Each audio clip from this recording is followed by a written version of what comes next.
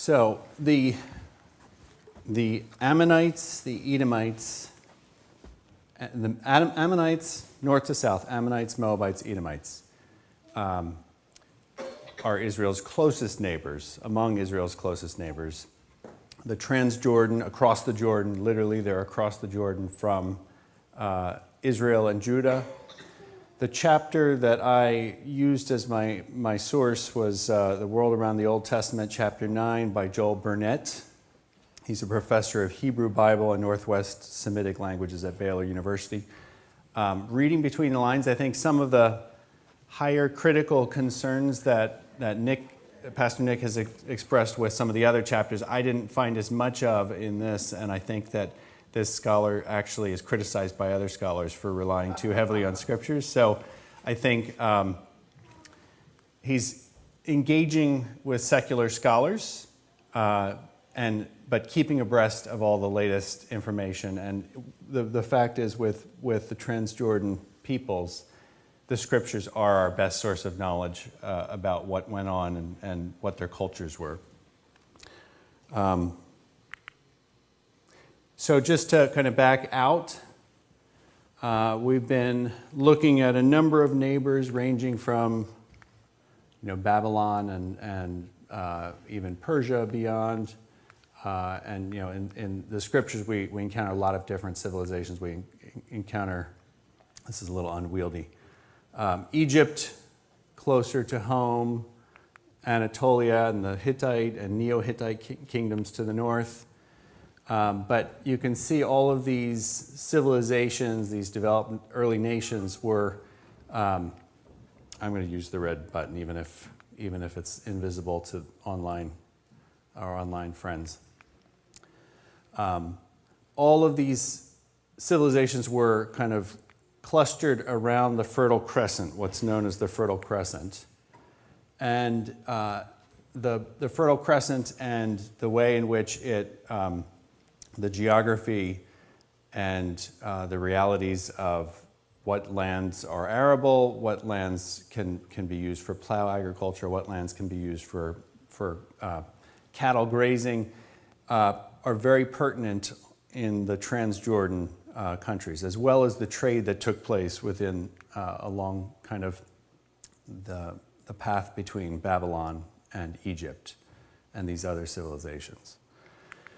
So zooming in on the Transjordan, you can see this map is, I thought, helpful because it shows really the geography and the kind of ecology combined with the distribution of these nations. So whether or not you can see it, I'm not sure, but on this map, Ammon is here, Moab just below to the south, and Edom just below that. There's a series of wadis or deep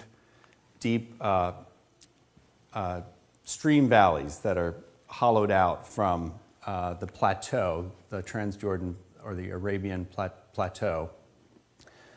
And they drain into the Dead Sea, into the Jordan to the north, and then this rift valley that goes all the way down to the Red Sea. Not the Red Sea. What is the sea to the south? Dead Sea. The Dead Sea. No, below the Dead Sea. Red Sea. Oh, Red Sea, yeah. The Persian Gulf, but there's an inlet there. Well, this one, yeah. So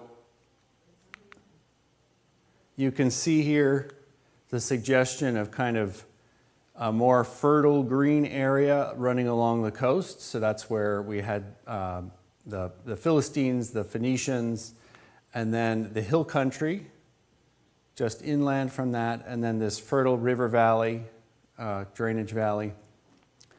And then coming away from that, you're getting into the Arabian desert. So it's a much more arid set of conditions, but immediately adjacent to the Transjordan, immediately adjacent to the valley, you do have some clusters, some pockets of fertility.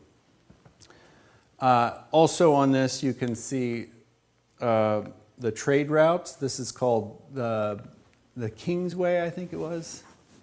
The King's Highway. This little line here, and there's other trade routes that kind of go through Judea and the Way of the Sea. So what are the sources of information that we have for Ammon, Moab, and Edom? What I'm just to kind of back up for a second, I'm going to share a little bit of information from each of these sources. So we have a lot of information in the Scripture, less information, but some real information from contemporary texts. We've got archaeological material, and then there's some other more recent scientific analyses of pollen and things like that, which have been kind of interesting for what they reveal of each of these regions and peoples.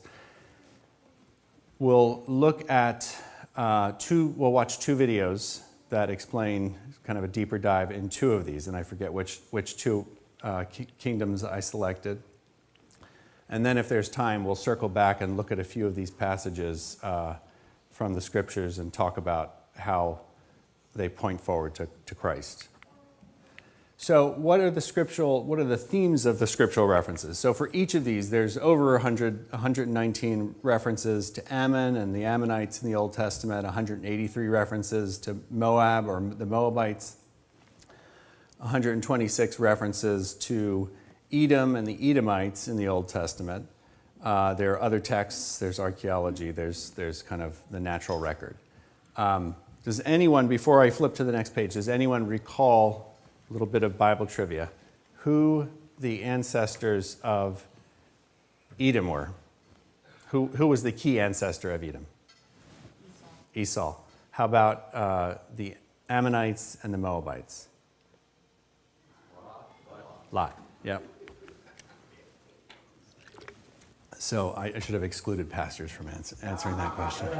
Dan Owens knows. He knows everything. Okay. Pastors and Dan Owens. So some of the themes, I organized just kind of some of the takeaways from the scriptural references in the Scriptures about Moab and Ammon. And I've listed out some 12 themes, I think, here, or 10 themes. So for starters, the Scripture touches on their origins. Moab and Ammon share a common ancestor in Lot, the nephew of Abraham. Not a glamorous start. They're the product of an incestuous union between Lot and his daughters. Edom, which is another name for Esau, means red, perhaps a reference to the red soils and the red clays of the region. Edom, the Edomites were descended from Esau. You shall not abhor an Edomite, for he is your brother. So the Scripture recognizes this kinship. The Scripture also recognizes the territorial claims of each of those nations to their respective kingdoms. So Israel acknowledged and respected the particular valleys and the zones that they resided in. That's described in Deuteronomy 2. There's also a little bit of bad blood. So as Israel was coming up out of Egypt and sought passage through Edom and through Moab and Ammon, they requested safe passage or kind of peaceful passage through Edom, and they were denied. And that episode is recounted for us in Numbers 20. And then as they were getting closer to Moab got nervous and thought they'd hire Balaam to come and rain down some curses from the gods on Israel. And that episode is recounted in Numbers 22 through 24. And it backfires on Moab. Then pretty early on in Israel's history, during the period of the Judges, in Judges 3:12 through 30, we learn that Eglon, king of Moab, is oppressing the Israelites, and God delivers them using Ehud. So these are just a few of those references. Then once they're in the Promised Land, it's interesting the extent to which the Edomites and the Ammonites and maybe the Moabites seem to be integral in some ways to the life of the Israelites in the Promised Land. So Doeg the Edomite is a chief of Saul's herdsmen. Zelek the Ammonite is an armor bearer for Joab. It may be something that's related to their vassalage or their being conquered at some point by Israelite kings, but it also seems to be very fluid. The borders seem to be open, and they're present and represented in the Promised Land. Outside the covenant community, they're regarded as outside the covenant community. So in spite of a lot of similarities in culture and language, the scriptures really make a point of distinguishing between the people of God, the Israelites, and the Ammonites, Moabites, and the Edomites. So they're excluded from the assembly of the Lord, Deuteronomy 23:3. Nehemiah sanctions institutes sanctions against intermarriage. I should have written there Nehemiah 13. It's sort of related to the point below.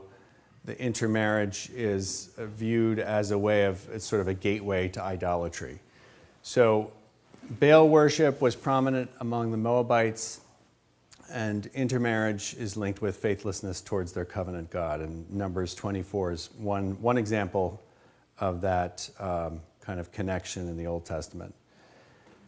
At the same time, there's an image that we have of God's ingrafting of Gentiles into the promised people of God, and we have that foreshadowed with Ruth, the Moabitess, binding herself to Naomi and Naomi's God. She marries Boaz, the father of Seth, the father of David, ultimately in the line that led to the Messiah. Another theme is that there's, and this is probably the bulk of the references, there's the politics and power, kind of the military exchanges between Israel and their neighbors that relate to the contested vassalage under and over Judah and Israel. In the book of Judges, they're often the oppressors of Israel, but in the time of the kings, more often than not, Judah or Samaria are in the driver's seat and sort of directing things. So they're often subjugated by the Israelite or Judah, the kings of Judah, and forced to pay tribute. Betrayal to Assyria and Babylon. So there are judgments against them in Ezekiel, Amos, Isaiah, Jeremiah, and Micah, and implicitly states and maybe even explicitly states that they betrayed their neighbor, they betrayed their kin by kind of siding with Assyria or siding with Babylon against Judah or against Samaria. And in the time of Nehemiah, those three peoples, or at least two of them, are very well represented in the opponents to the rebuilding of the wall around Jerusalem. And then lastly, there's a number of prophecies of their judgment and destruction in Ezekiel, Amos, Isaiah, Jeremiah, and Micah. So a little bit more about the geographic context. As I mentioned before, it's on, those three nations are on the east side of the Jordan, Dead Sea, Araba rift, what's called by, here we go. So over here, this map represents precipitation levels, so you can see sort of more fertility in the coastal plain and in the Judean hill country, less precipitation in the Jordan Valley, interestingly, but all the water collects there, so there was plenty of moisture. And then little pockets of precipitation kind of dropping off as you move from north to south. So of the three, Ammon had probably the most precipitation, and then Moab, and then Edom least of all. And that kind of tracks with the way that the archaeology suggests that Edom was much more of a pasturage, a nation of pasturage, and much slower to develop beyond sort of tribal organization, whereas Moab and Ammon were kingdoms much earlier. This is another kind of interesting study that I came across that shows it's a reconstruction of the distribution of different vegetation types in the Bronze Age that is based on some climate data, some distribution of current microclimates. But you can see here, this yellow is representative of, on this side, it's called the Irano-Turanian steppe. It's sort of grassland and kind of deserty, like our desert Southwest. Sudanian is much more, it's sort of a savanna-like condition, would be the natural condition in the Jordan Valley. So there's enough moisture to support some trees there. Once you get closer to the coast and in the hill country, this is dark green is more representative of like a woodland, Mediterranean woodland. Some sand dunes in there, and then when you get to the other side of the rift, the ecology is more akin with the deserts of Sudan and sub-Saharan Africa. This study is based on pollen sampling in the Sea of Galilee, so pollen samples that were collected from the sediments in the bottom of the Sea of Galilee to suggest the way that different plant communities were present in that region in the time of the Bronze Age. So again, very much like the other, it's a little bit more of a suggestive artistic map, but again, we're seeing sort of limited woodlands coming in on the Transjordan Plateau, but predominantly drier conditions. The trade routes, which I alluded to earlier, these had strategic importance, these three kingdoms, and were instrumental to the flow of grain, wine, olives, wool along the trade route. Copper mines in Edom in particular, but I think also in Moab, contributed wealth and were part of that intercontinental trade. Artifacts that are found in some of these archaeological sites in modern-day Jordan suggest some wealth, and there were prestige goods, things imported from Egypt, from Mycenae, from Aegea.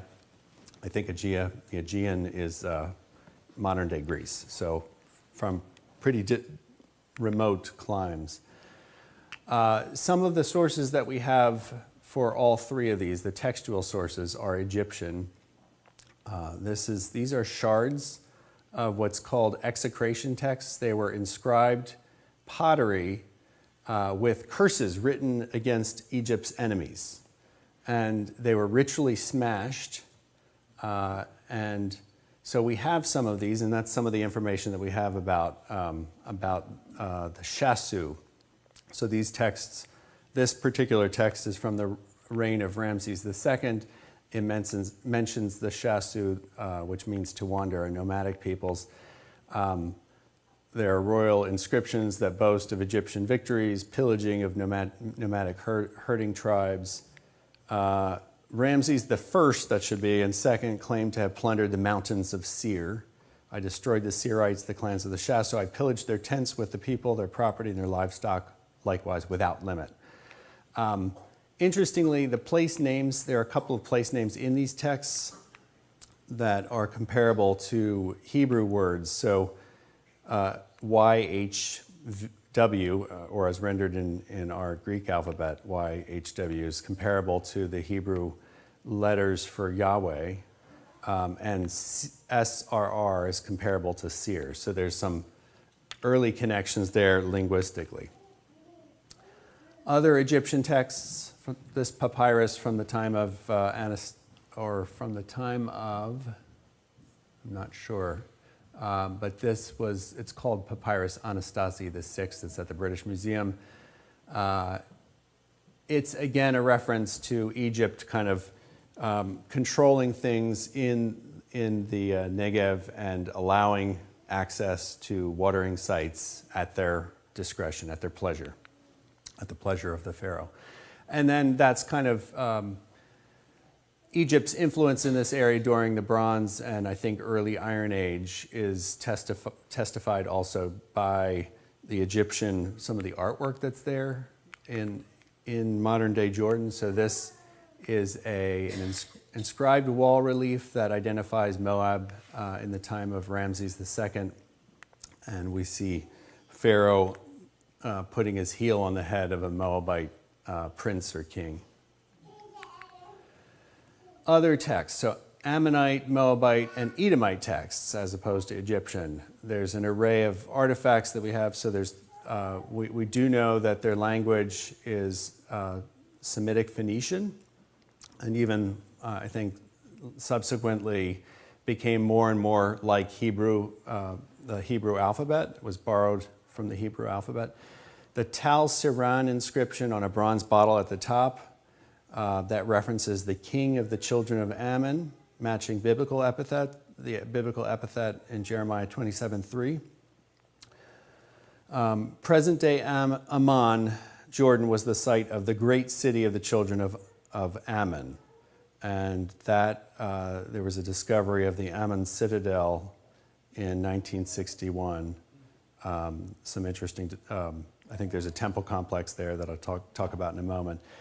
And stamp seals were common to all three. The Carrick inscription on the right, lower right, is, as well as the small seals, show that the Moabites and Edomites adopted the Hebrew script. So there were a lot of cultural similarities between Israel and these three peoples, Semitic peoples.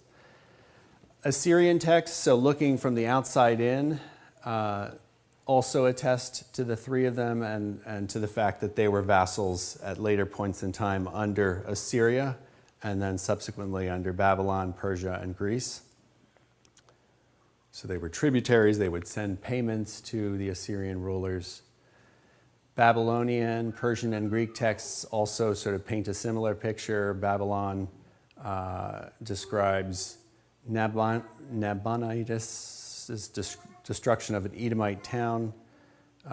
Persian cuneiform tablets found at Tawilan reference Edomite persistence in the region. And Josephus talks about Moab and Ammon being subjugated by Babylon 5 years after the fall of Jerusalem. Archaeological remains, I'll kind of flip through these because the videos talk about these as well. But there are some sites that have been discovered, and what they have in common is sort of a defensive posture. They're positioned and kind of built for the threat of invasion. So it seems like that was a regular occurrence, which makes sense given their being situated sort of at a crossroads between two continents. Temple complex with cultic artifacts has been discovered. I think that's the Amman site. And then in Edom, mines in the metal industry, Kirbet on Nahas is one of those copper mines that has been discovered and reveals some interesting artifacts. Cemetery excavations in Edom had these Egyptian scarabs, which are little sculptures of the dung beetle, the Egyptian dung beetle, suggesting again the persistence of Egyptian influence in Edom. This is the Balua stele of Egypt, depicting the Egyptian god and goddess conferring authority on a Shasu leader. So that's another testament to Egyptian influence there. The Mesha stele, the Moabite stone, is a really interesting one. The history of the discovery of its being discovered by Western archaeologists kind of reads like an Indiana Jones adventure in some ways. But it's interesting because it closely corroborates Old Testament accounts of the Moabite people and the tension, the military kind of rivalry between Moab and Israel. Again, it's a Phoenician script closely related to Hebrew. This one's at the Louvre. This one also talks about human sacrifice, so conquering an Israelite city and executing everyone, which the Misha is the king here, and he's very proud of that, having done that. Their religion is the point of real tension between Israel and the Moabites, the Ammonites, and the Edomites had to do with their idolatry. So they all had sort of a pantheon of deities and were not exclusive in their worship of one or another, but they kind of also each had a leading national god. So Milcom was the leading Ammonite god, and he's sort of more about political domination and martial victory. Shamash, who's represented on the right, or at least some scholars think that that's a representation of Shamash, was the national god, not code, of the Moabites. I'm thinking about work too much. Martial victory attributed to him. In the Mesha inscription, he talks about richly slaughtering conquered peoples, the Israelites, that village that he conquers. The Edomites' leading god was Kaus or Kos. There's divine pluralism with an array of common deities, Baal, Bel, Mat, Adad. Some of the archaeological finds, the artifacts, were clustered in groupings, various kind of cultic artifacts in groupings in household settings. So it appears that there's both neighborhood shrines, there's tombs, there's family-based ritual and worship, as well as temple complexes for the whole, like a larger city. These are Edomite pottery. On the lower right, you can kind of see some of that the red clay, but the Edomites were known for their pottery. There's a lot of pottery artifacts from Edom, sometimes mixed with other kinds of pottery that suggest a very mobile population. The representation, the artist's representation, the lower left, is like a household shrine, and it's a reconstruction based on a finding of a collection of ritual kind of cultic artifacts all in one cluster. So this is what some of their worship looked like. Temple complexes have been unearthed as part of those larger digs. The Moabite temple, 36 feet by 24 feet, with rooms, courtyards, and offering platforms, a terracotta bull, cultic vessels.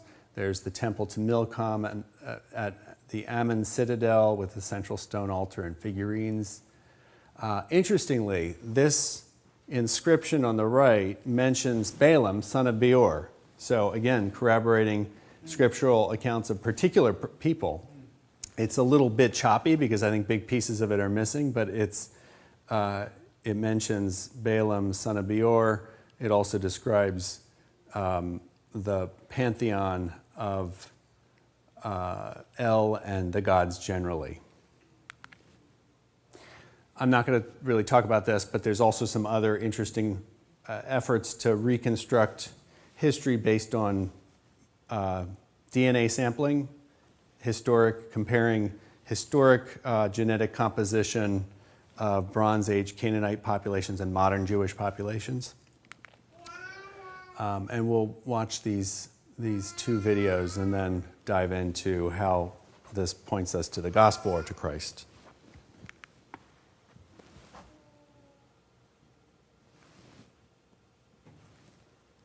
And uncover the world beneath the sacred book. In the Bible, the people of God are typically the main characters of the story. In the Old Testament, this is usually the people of Israel, and in the New Testament, it's the followers of Jesus. But the people of God are one part of a much larger cast of characters. Some of these other people and people groups assist the people of God, but more often they serve as antagonists. Now, understandably, the Bible tells us quite a bit more about the people of God than it does the other players in the story. But knowing who these other people are can help give us some depth and additional insights into the biblical text. In today's video, we're continuing our periodic series on the people groups of the Bible. Today, we're going to look at the Edomites.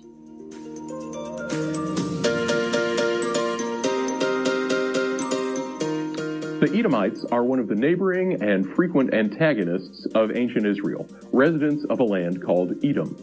Now, the name Edom comes from a Semitic word meaning red or ruddy. This name is probably related to the bleak, stony red landscape of their land. The region of Edom is somewhat ill-defined, and its borders shifted as the polity of Edom developed. The Bible uses Edom to refer to the semi-arid and desert land south of the Dead Sea, sometimes called the Arabah, as well as the land southeast of the Dead Sea.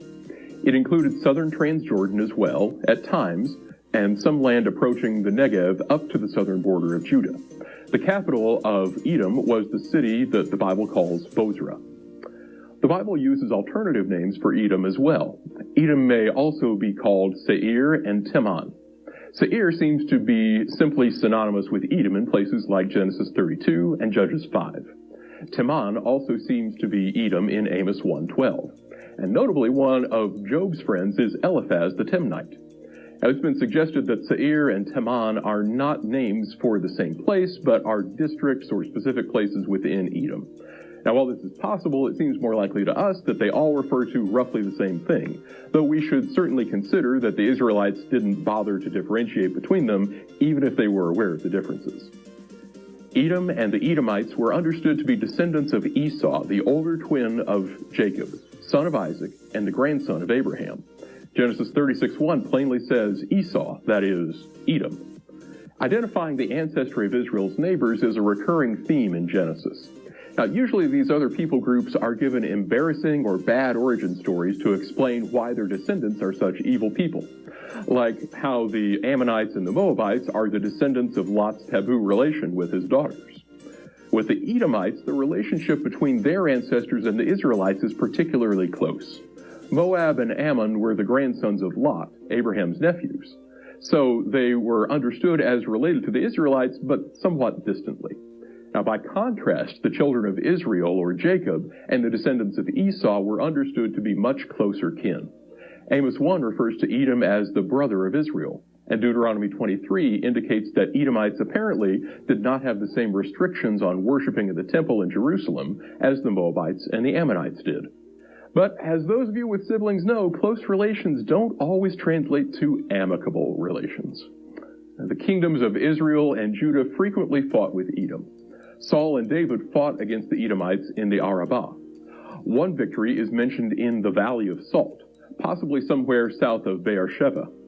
The Bible says that the victory gave David control of the Arabah south to the Gulf of Aqaba. During the reign of Solomon, an exiled king of Edom returned from Egypt and antagonized Solomon's trade routes. Edom again fell to Judahite control under Jehoshaphat before gaining independence under his son Joram, with Amaziah later claiming control over Edom once again. Now, ultimately, the Edomites fell under the influence of the Assyrians and later the Babylonians.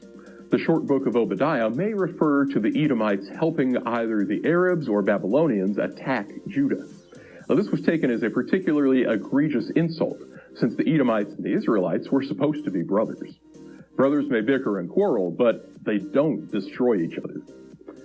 The name Edom disappears after the Old Testament, and this region is referred to as Idumea in the New Testament.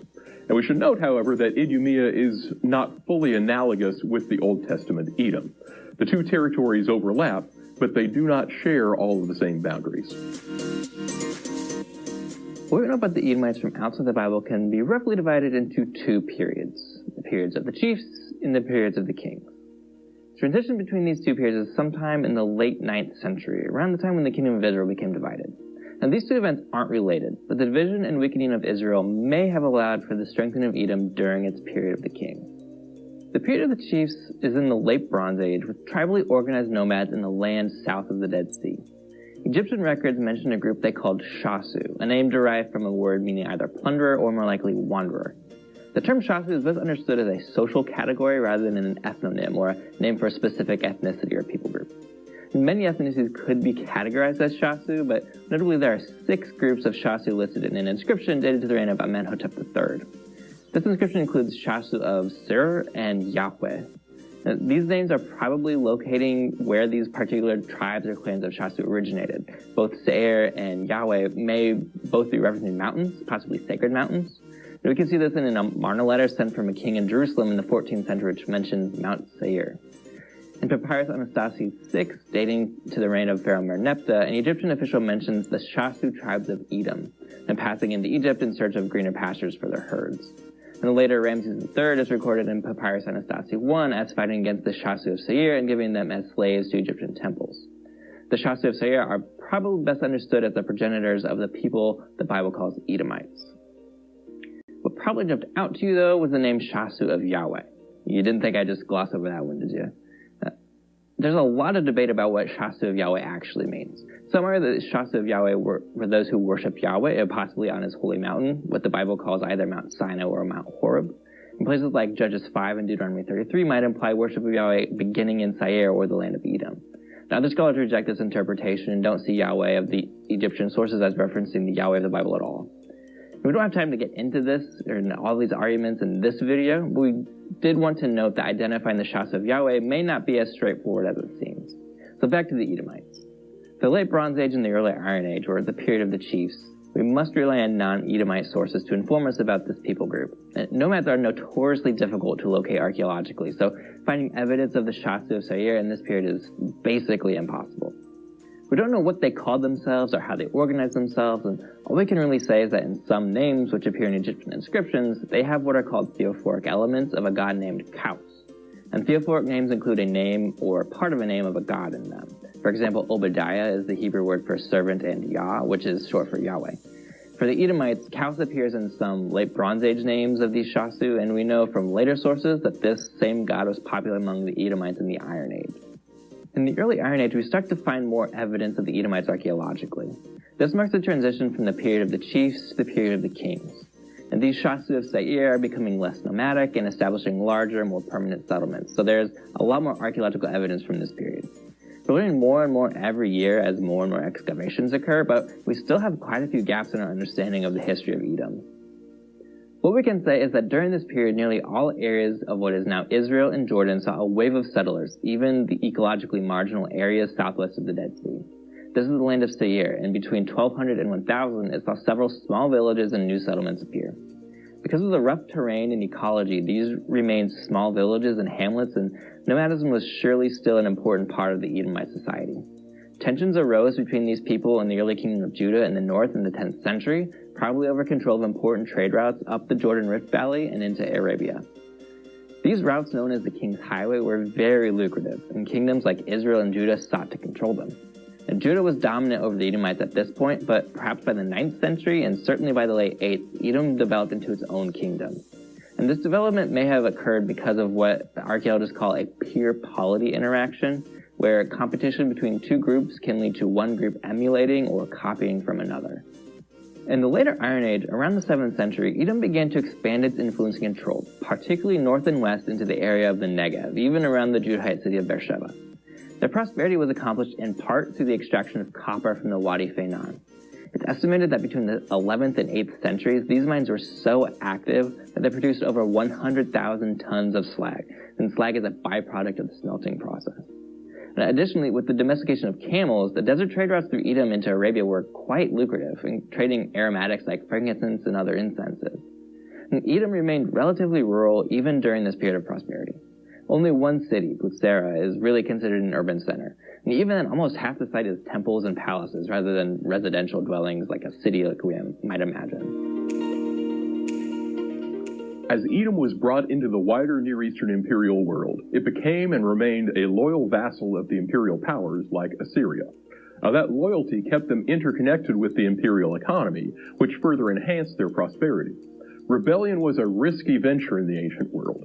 Independence could bring greater prosperity, but a failed rebellion meant increased suffering, a lesson that Judah learned several times. It's unclear exactly how the Edomites fared during the transition from Assyrian to Babylonian rule. It's possible that early in the transition, the Edomites were able to expand their influence into southern Judah even further, into a region which would later be called Idumea. Notably, King Herod the Great was from Idumea. The Edomite kingdom came to an end in the mid-6th century, probably during the reign of the Babylonian king Nabonidus. We see its demise described in Obadiah, and this is also pretty clear archaeologically, where sites like their capital Butsera, sites like Tawilan, al-Biyara, and Tel al-Khalifa were burned. A final piece of Edomite history comes from the few pieces we have to trace their language development. We don't have any Edomite royal inscriptions like we do from several of their neighbors, but we do have some other inscriptions in Edomite. From these, we can see the Edomites used the Phoenician script, and their language was quite similar to Hebrew. As they became more interconnected with the Assyrian world, they adopted more Aramaic linguistic customs. We have several ostraca, or pieces of pottery with ink writing on them, which have Edomite scripts on them. But again, we have very little of their own writing to help us reconstruct their society.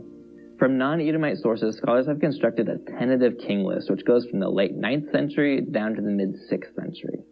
The history of the Edomite language parallels the history of the Edomites themselves, with Semitic origins developing with greater prosperity and influence from Assyria until they were absorbed into the powerful empires around them.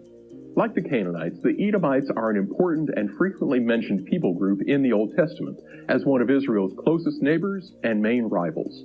The relationship between Israel and Edom is notable because their histories have many parallels.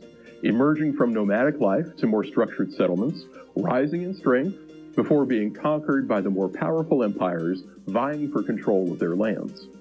Now, in many ways, Israel and Edom were brothers, facing the same challenges while navigating their own sibling rivalry before succumbing to similar fates. The difference, of course, is that while Edom faded away, Israel experienced a resurrection, emerging from exile to again take up the challenge of surviving as the little brother in a world of giants. Thanks for joining us for this Beneath the Bible video. We'll maybe come back to that final video, but along the lines of what he was kind of closing with, the big difference between them, I think it's striking in terms of modern day applications. It's striking just how similar culturally how much we have culturally in common with many people that would be diametrically opposed to our faith. And yet, superficially, we look like the same kinds of families, the same kinds of careers and things like that. We've got a lot in common with our neighbors. And in Israel, it was similar with these three nations, Edom, Moab, and Ammon. And that similarity could often mask the very fundamental difference of who we're worshiping, who they were worshiping. And so let me flip ahead to some of these passages. I think the parallel is that, I think, in terms of intermarriage, in terms of accepting multiple gods rather than the straight and narrow, I think those are all things that we're tempted to concede on in our day, and it was just as true for ancient Israel as it is for us. But the reality is their idolatry was offensive to God. It was evil. They were sacrificing humans in some cases, and it was very dark. Numbers 24, 1 Kings, 2 Kings, all of these talk about destroying the high places. 1 Kings 11, Ahijah prophesies to Jeroboam that the kingdom of Solomon would be split in two because under him the 12 tribes worshipped Ashtoreth, the goddess of the Sidonians, Shemash, the god of Moab, and Milcom, the god of the Ammonites, and they have not walked in my ways, doing what is right in my sight and keeping my statutes and my rules, as David his father did. So intermarriage is forbidden for many reasons. Many passages, as I mentioned before, of sort of the military and political tensions between these rival nations and the subjugation under Israelite kings and the shifting alliances and the betrayal ultimately of Judah to, I think it was Babylon. And all of these sort of culminate in judgment and destruction, these statements in Isaiah, but they shall swoop down on the shoulder of the Philistines in the west, and together they shall plunder the peoples of the east. These are the peoples of the east. They shall put out their hand against Edom and Moab, and the Ammonites shall obey them. For my sword has drunk its fill in the heavens. Behold, it descends for judgment upon Edom, upon the people I have devoted to destruction. The Lord has a sword, it is sated with blood. It is gorged with fat and the blood of lambs and goats, with the fat of the kidney of rams. For the Lord has a sacrifice in Basra, a great slaughter in the land of Edom. And the streams of Edom shall be turned into pitch, and her soil into sulfur. Her land shall become burning pitch. More statements of judgment. And then, if we kind of jump ahead to the New Testament, this apparent similarity is nowhere, but fundamental difference is nowhere better illustrated than in the twins of Jacob and Esau, where you have two sons born to the same parents, but illustrative of God's sovereignty and election. In Romans 9, when Rebekah had conceived children by one man, our forefather Isaac, though they were not yet born and had done nothing either good or bad, in order that God's purpose of election might continue, not because of works, but because of him who calls, she was told, the older will serve the younger. As it is written, Jacob I loved, but Esau I hated. And in Hebrews, we're told that no one is sexually... see to it that no one fails to obtain the grace of God, that no root of bitterness springs up and causes trouble, and by it many become defiled, that no one is sexually immoral or unholy like Esau, who sold his birthright for a single meal. For you know that afterward, when he desired to inherit the blessing, he was rejected, for he found no chance to repent, though he sought it with tears. So these three kingdoms are warnings to believers, both to separate ourselves from the world and to be faithful in that regard, but also warnings to search ourselves and make our calling and election sure. At the same time, I mentioned Ruth the Moabitess, grafted into Israel. So Boaz took Ruth and she became his wife, and he went into her, and the Lord gave her conception, and she bore a son. A son has been born to Naomi. They named him Obed. He was the father of Jesse, the father of David. And we do know in the New Testament, both in Old and New Testaments, that should be Genesis up there, I'm not sure which chapter, the Lord said, because the outcry against Sodom and Gomorrah is great and their sin is very grave, I will go down to see whether they have done altogether according to the outcry that has come to me, and if not, I will know. So the men turned from there, went toward Sodom, but Abraham still stood before the Lord. Then Abraham drew near and said, will you indeed sweep away the righteous with the wicked? Referencing Lot. Suppose there are 50 righteous within the city. Will you then sweep away the place and not spare it for the 50 righteous who are in it? And then in 2 Peter 2, we have another reference to Lot. For if God did not spare angels when they sinned, but cast them into hell and committed them to chains of gloomy darkness to be kept until the judgment, if he did not spare the ancient world, but preserved Noah, a herald of righteousness, and if he rescued righteous Lot, greatly distressed by the sensual conduct of the wicked, for as that righteous man lived among them day after day, he was tormenting his righteous soul over their lawless deeds that he saw and heard. Then the Lord knows how to rescue the godly from trials and to keep the unrighteous under punishment until the day of judgment, and especially those who indulge in the lust of defiling passion and despise authority. So there are among these communities those that are of the people of God, engrafted into the covenant people. And then I think this is the last one here. In the prophecy of Jeremiah, there's this picture of coming judgment, of Babylon coming, Nebuchadnezzar coming, and Jeremiah the prophet urges Josiah, king of Judah, kings of Edom, the kings of Edom, Moab, and of the sons of Ammon, and the surrounding nations to submit themselves to Nebuchadnezzar, the king of kings, as it were, a picture of Christ, the king of kings. In the beginning of the reign of Zedekiah, the son of Josiah, king of Judah, this word came to Jeremiah from the Lord. Thus the Lord said to me, make yourselves straps and yoke bars and put them on your neck. Send word to the king of Edom, the king of Moab, the king of the sons of Ammon, the king of Tyre, and the king of Sidon, by the hand of the envoys who have come to Jerusalem to Zedekiah, king of Judah. Give them this charge for their masters. Thus says the Lord of hosts, the God of Israel, this is what you shall say to your masters. It is I who by my great power and my outstretched arm have made the earth, with the men and animals that are on the earth. And I give it to whomever it seems right to me.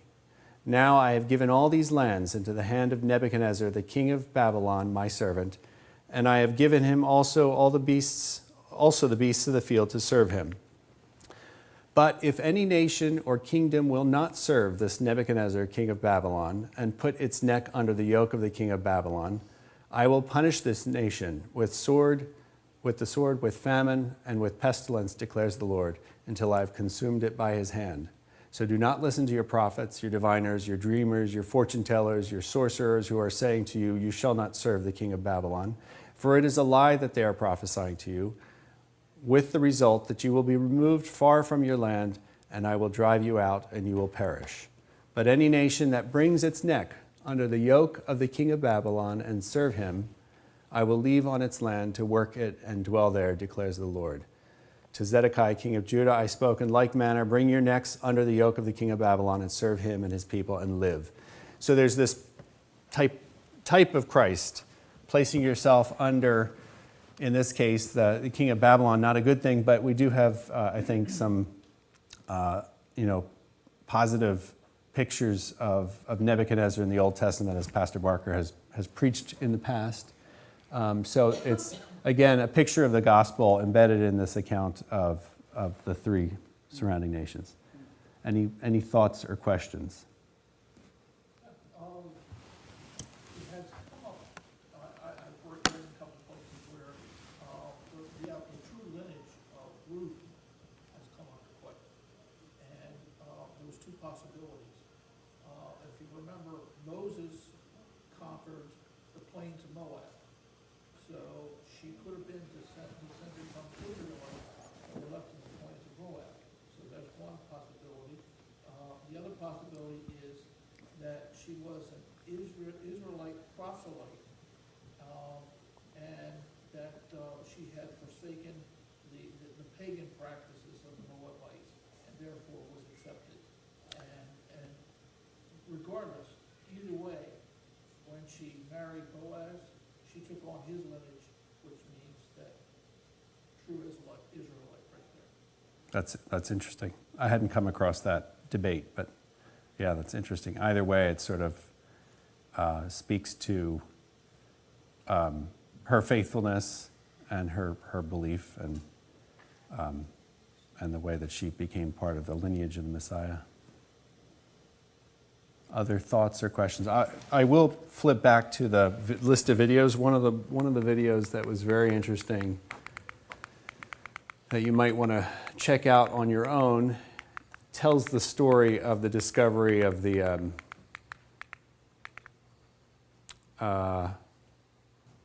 Moabite stone, the Mesha stele. So if you want to take a picture of this, or if you want me to email you a link to the video, it was very interesting to kind of learn about it. It was an Anglican missionary that discovered it, or he didn't discover it. It was shown to him by Bedouin shepherds. Other thoughts or questions? Comments?